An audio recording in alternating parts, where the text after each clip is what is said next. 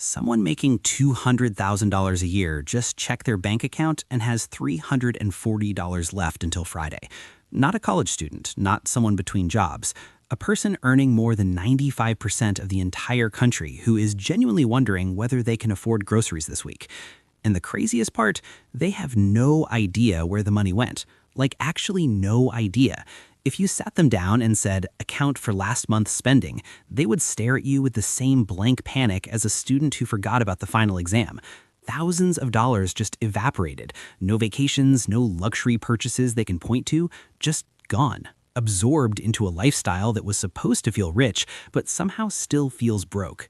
If you've ever gotten a raise and wondered why your bank account looks exactly the same 6 months later, what I'm about to explain is the reason, and it's way more dangerous than you think. We've been told our entire lives that earning more money solves money problems. Get the degree, land the high-paying job, climb the ladder.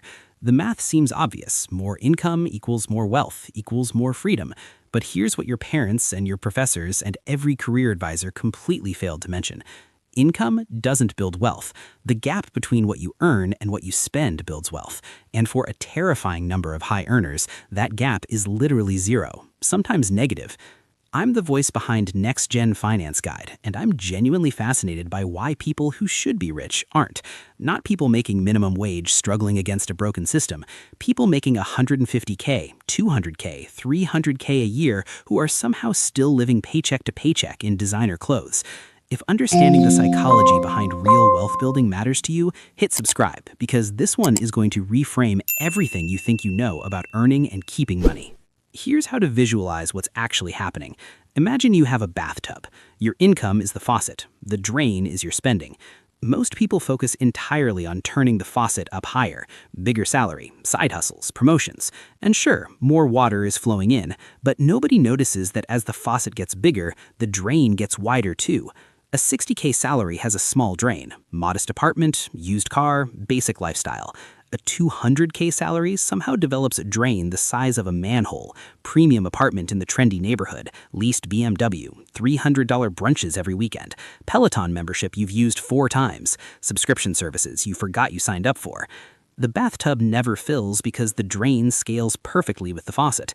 And this isn't accidental, it's engineered. Psychologists call this lifestyle inflation. Economists call it hedonic adaptation. I call it the 200K trap. And it works like this. Every time your income increases, your brain recalibrates what feels normal. The apartment that felt amazing at 60K feels cramped at 100K.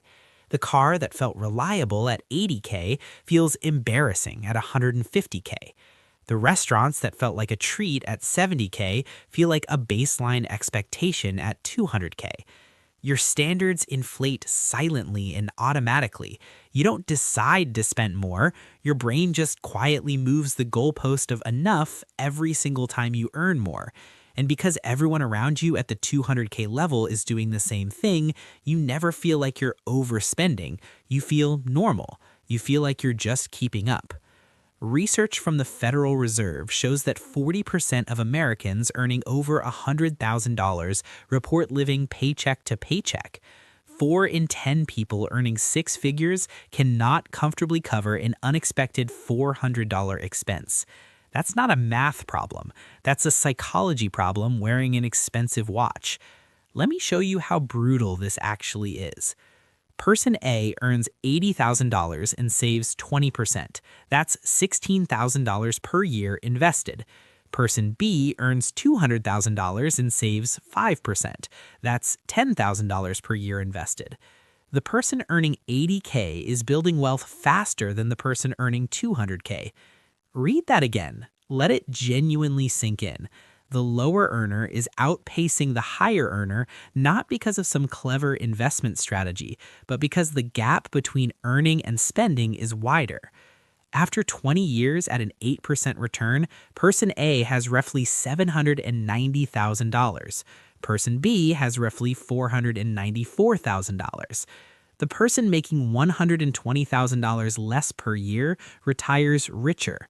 And person B spent those 20 years feeling wealthier, looking wealthier, being perceived as wealthier, while quietly falling behind someone they'd probably look down on financially.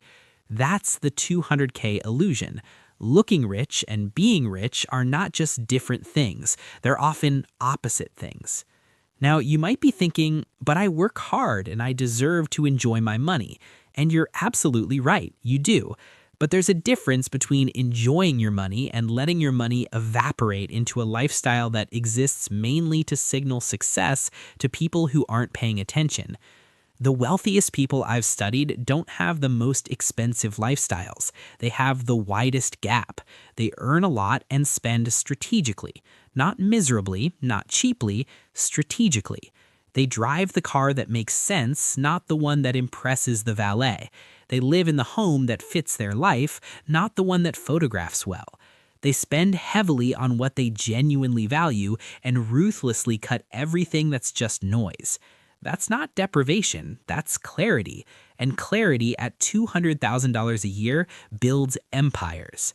Look, if you're earning $200,000 and your bank account doesn't reflect it, the problem isn't your salary. The problem is the invisible drain that got wider every time the faucet did. Close the drain, even partially. Redirect 20% of your income before your brain gets a chance to spend it. And within 5 years, you won't just look successful, you'll actually be successful. And you'll know the difference because the anxiety will be gone. Your future self doesn't need a bigger faucet. They need a smaller drain.